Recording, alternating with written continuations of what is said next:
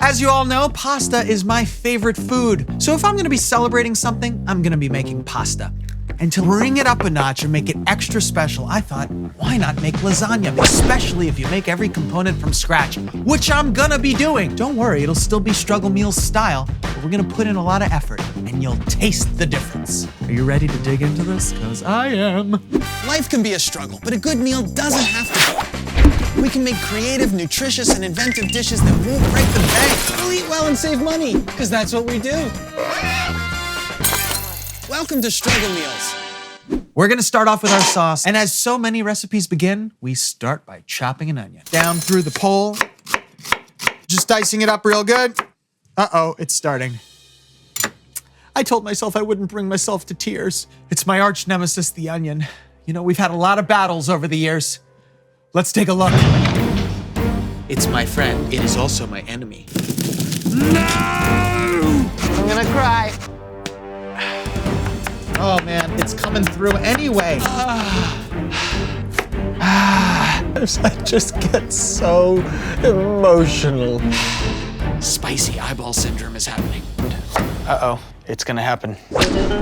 You make me cry when you caramelize.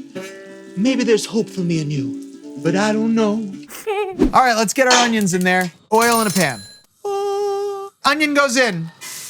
Give that a little stir around. Salt will pull the moisture out of the onion and allow them to start sweating out a lot faster. These onions looking pretty good. Let's add carrots. They're gonna give us a lot of natural sugars and sweetness. Highly underrated ingredient in tomato sauces. We're also gonna add in some chopped garlic. I always like to add this after there's a few ingredients already in there because garlic can burn. Sofrito is looking pretty good. Let's head to the packet drawer and get some red pepper flakes. If you like spice, it's really nice if you add it at this stage. It gives a moment for the red pepper flakes to really wake up. Traditional lasagna doesn't even have any tomato in it. It's true, and it uses the ragu from Bologna. The bolognese. Bolognese uses some pretty expensive cuts of meat, and it takes hours to cook to the consistency and flavor that we want and need. So today I'm making a ragu with sausage, which is really flavorful because of its high fat content, but also sausage is already soft, so we don't need to braise it for a really long time. Break it apart with our spoon and let all the fat of the sausage render out. Since the beginning, we've made over 400 recipes. That's a lot of creative, nutritious, and inventive meals that don't break the bank. BLT, eggplant parm, beef stew, veggie poke bowl. You ate the pancake. What? You accuse me of getting The scramble, the omelet, Benedict, New York Reuben. Holy pizza mole! 30 more wraps, man! Ugh, I've been working out. Chocolate cake, braised beans, cabbage egg rolls.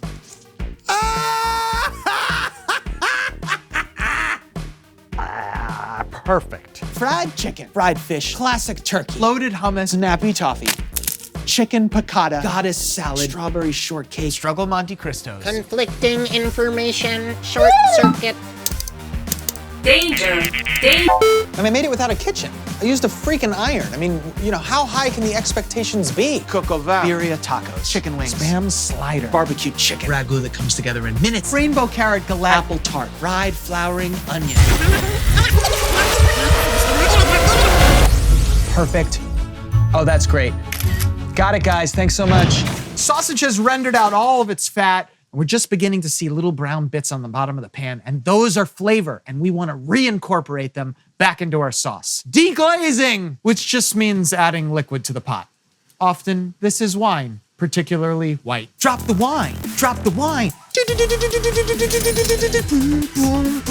We're in our mid-30s. We don't like to dance because our hips and our knees hurt. So I'll keep the heat on super high here and really try to burn all that alcohol off while also scraping the bottom of the pan to release any of the souks or fond that are absolutely caramelized nuggets of heaven and should be reincorporated into your sauce because they represent so much delicious sugary flavor. So at this point, we can lower the heat. We'll add our tomatoes. I think having tomatoes in a sauce is pretty important in a lasagna because lasagna can be heavy, and tomatoes are both delicious and slightly acidic, cutting through richness at the same time. Plus, isn't it the ultimate definition of Italian-American comfort food? Tomato, red, yes. We're gonna let this simmer for a little while, but this is a great opportunity to add even more flavor. Let me introduce you to the Struggle Herb Garden. Bright, fresh, and free. Buy something once, and they'll keep giving you fresh ingredients. All I have to do is keep it alive, and it'll keep growing. I think you should take a withdrawal. It keeps giving you free flavor. So we've got some fresh oregano here. This is gonna bring a lot of flavor to our sauce. So tasty. Woohoo! Probably use the herb garden in 200 recipes. And if each of those required their own fresh herbs to be purchased once at $1.99 an herb, that's $498 I would have spent on fresh herbs over the years, which is insane. I've saved a lot of money by growing my own herbs. I'm pulling the leaves off. Fresh oregano. Ba-ba-ba. Because I'm stirring it right into the sauce and it will wilt and wither. I'm gonna let this simmer for about 30 minutes. Piggy's gonna keep an eye on it. Piggy's been my trusty sidekick through thick and thin, so let's take a trip down memory lane.